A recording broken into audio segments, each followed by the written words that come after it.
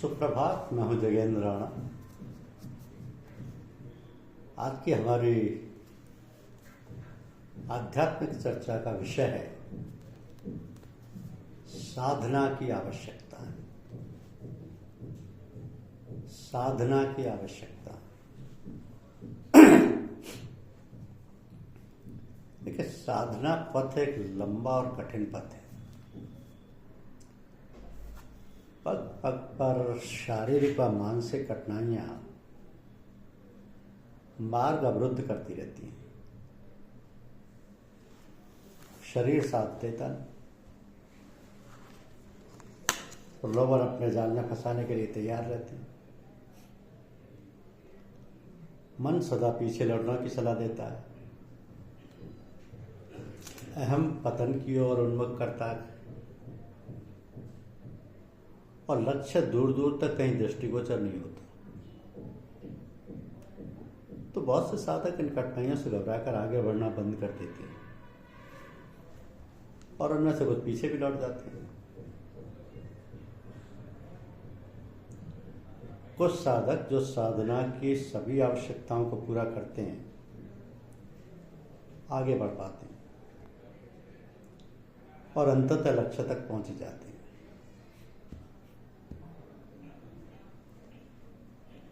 तो साधना की सर्वप्रथम आवश्यकता है अभीप्सा।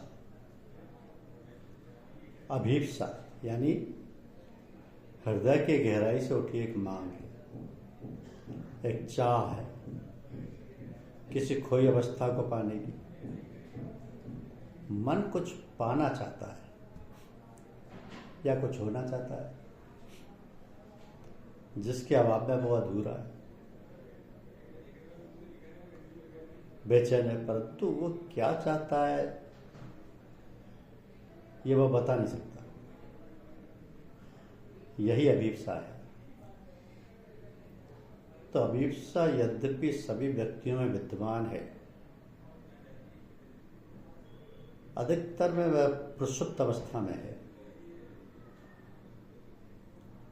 केवल कुछ ही भाग्यशाली व्यक्तियों में वो जागृत होती है। तो अभीप्सा के जागृत होने के अनेक कारण हैं, जिनमें गुरु कृपा, ईश कृपा, गहरा दुख अथवा परिस्थितियों में गहरा असंतोष प्रमुख है।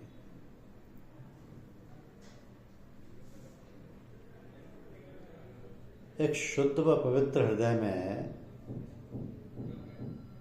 अभीप्सा की अग्नि स्वतः जल उठती है। जब अभीप्सा की अग्नि जल उठती है तो सांसारिक वस्तुएं, व्यक्ति अथवा संबंध वो सब बुझाने में असमर्थ होते हैं। तो मनुष्य तभी साधक कहलाने की योग्यता प्राप्त करता है और अभीप्सा ही उसे साधना पथ पर अग्रसर करती है।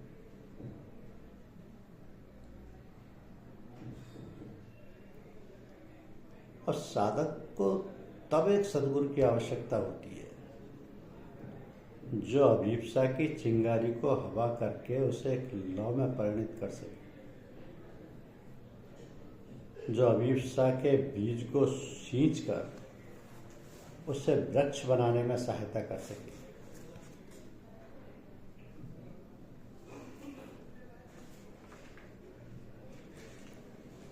तो निश्चय ही आजकल के युग में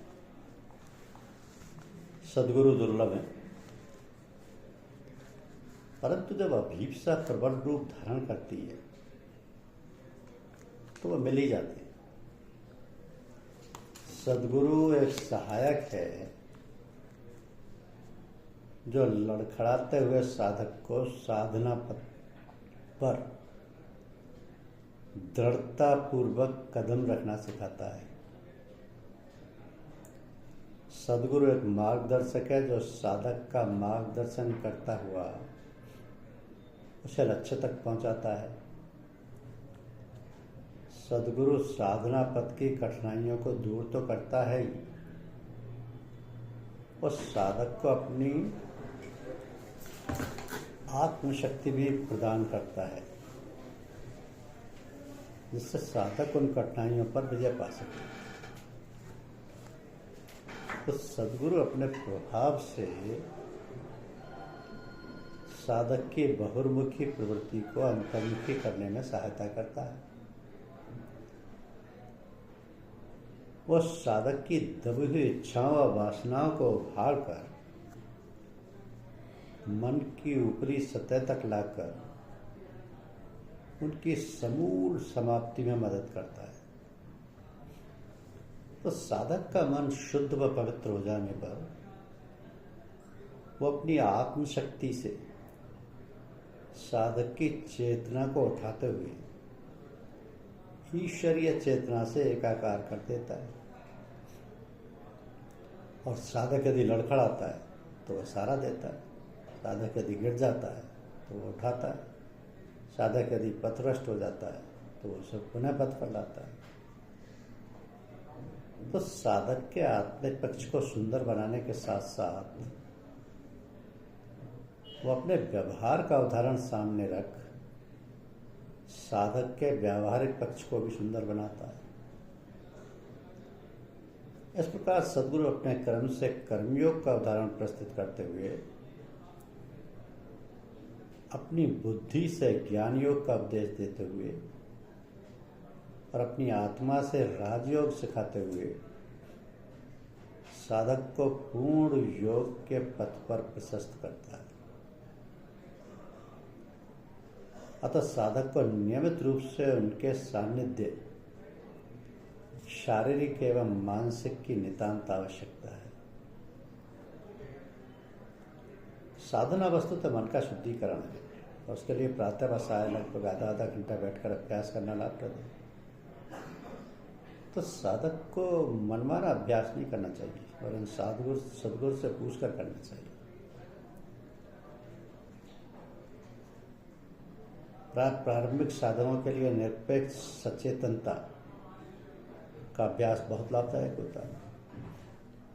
इससे मन भी शीघ्र शांत हो जाता है और अपने बारे में सूझबूझ भी आ जाती है। तो अभ्यास के विषय में कुछ बातें ध्यान रखने योग्य हैं। जैसे जैसे किसी भी अभ्यास में प्रगति होती है, अभ्यास बदलता जाता है और ये प्रक्रिया स्वतः ही होती है। अतः एक ही अभ्यास से बंधे नहीं रहना चाहिए। हमें अभ्यास को मौका देना चाहिए कि वो हमारी आवश्यकता अनुसार अपने आप को बदल सके। सही अभ्यास हो रहा है या नहीं, ये प्रश्न उठ सकता है। इसका एक मापदंड ये है कि अभ्यास में एकाग्रता होने पर वैसा ही महसूस होने लगे जैसा सद्गुरु के सामीप्य में होता है, तो वह अभ्यास सही अभ्यास है। साधक को अभ्यास को प्रातः व साय के निश्चित समय तक ही सीमित रखना चाहिए, पर उसे उस समय भी जारी रखना चाहिए जबकि वह अन्य कार्यों में व्यस्त रहता है। ये सभी साधकों का अनुभव होगा कि अभ्यास की धार धीमे रूप में हर जगह बनी रहती है। साधक को अभ्यास की धार के प्रति जागरूक रहना चाहिए और सभी कार्यों को उस जागरूकता में ही करना चाहिए। ऐसा करने से कार्य ध्यान में हो जाते हैं और ध्यान कार्य में हो जाता है। तब कार्य तो सुंदर होते ही, अभ्यास में भी चार चांद लग जाते हैं। प्राय साधक स्वाध्याय को अधिक महत्व नहीं देते, यानी आध्यात्मिक पुस्तकों के अध्ययन को ज़्यादा महत्व नहीं देते। यद्यपि उसे साधना की एक आवश्यकता कहा जा सकता है। तो संत महापुरुषों के प्रेरणास्पद जीवन चरित्र लगन में वृद्धि करते हैं और दार्शनिक पुस्तकों का अध्ययन मन की ग्रंथियों को समाप्त करता है। अनेक शंकाओं का समाधान व संदेहों का निवारण भी प्राय अध्ययन से होता है। अभ्यास में जो अनुभव होते हैं वो स्वाध्याय होने से अच्छी तरह समझ में आते हैं। स्वाध्याय से बौद्धिक विकास होता है जो आध्यात्मिक विकास को स्थायी बनाने में सहायता करता है। अतः साधक को अपनी रुचि व स्तर के अनुसार पुस्तकों का अध्ययन करना चाहिए। खाली समय को गपशप या सैर सपाटे में बर्बाद करने से कहीं अच्छा होगा कि उस समय स्वाध्याय किया जाए। तो सफल साधना के लिए बहुत अधिक धैर्य की आवश्यकता होती है। जो लक्ष्य जितना महान होता है उसके लिए उतना ही प्रयास करना होता है। साधना का लक्ष्य महानतम है, तो साधना में प्राणपण से प्रयत्न करना पड़ता है। अपना सब कुछ त्याग कर भी कुछ नहीं मांगना होता है। धैर्यपूर्वक लंबे काल तक किए गए प्रयास से ही सफलता संभव है। प्रयास के बावजूद यदि साधक को प्रगति भाषित नहीं होती तो उसे निराश नहीं होना चाहिए, क्योंकि साधना में प्रगति का अंदाजा स्वयं को कठिनता से होता है। प्रगति होती रहती है, साधक अनजान रहता है। तो साधक को प्रगति की अधिक ध्यान ना देकर प्रयास करते रहना चाहिए। साधक को प्रगति की ओर अधिक ध्यान ना देकर प्रयास करते रहना चाहिए। जब साधना का फल पक जाएगा तब वो अपने आप ही टूट कर गिर पड़ेगा।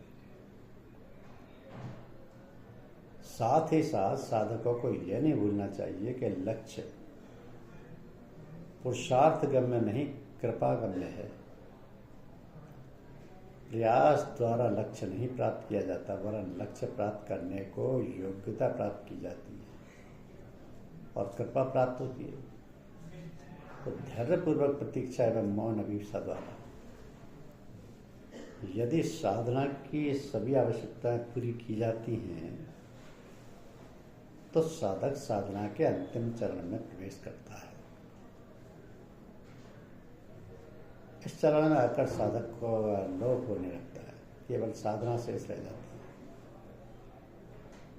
इस चरण में आकर प्रयास समाप्त होने लगता है, क्योंकि प्रयासकर्ता का अस्तित्व ही मिथ्या भाषित होने लगता है। अब साधना की नहीं जाती, वह स्वतः होती है। तो धीरे धीरे साधक और उसकी लक्ष्य प्राप्ति करने की इच्छा का पूर्ण लोप हो जाता है। जब साधक समाप्त हो जाता है तो वह सिद्ध हो जाता है। जब उसकी लक्ष्य प्राप्त करने की इच्छा समाप्त हो जाती है तो वह स्वयं लक्ष्य बन जाता है। इसलिए कहा है कि साधना पथ एक लंबा और कठिन पथ है। पग पग पर शारीरिक व मानसिक कठिनाइयां मार्ग अवरुद्ध करती रहती हैं। प्रलोभन अपने जाल में फंसाने के लिए तैयार रहते हैं।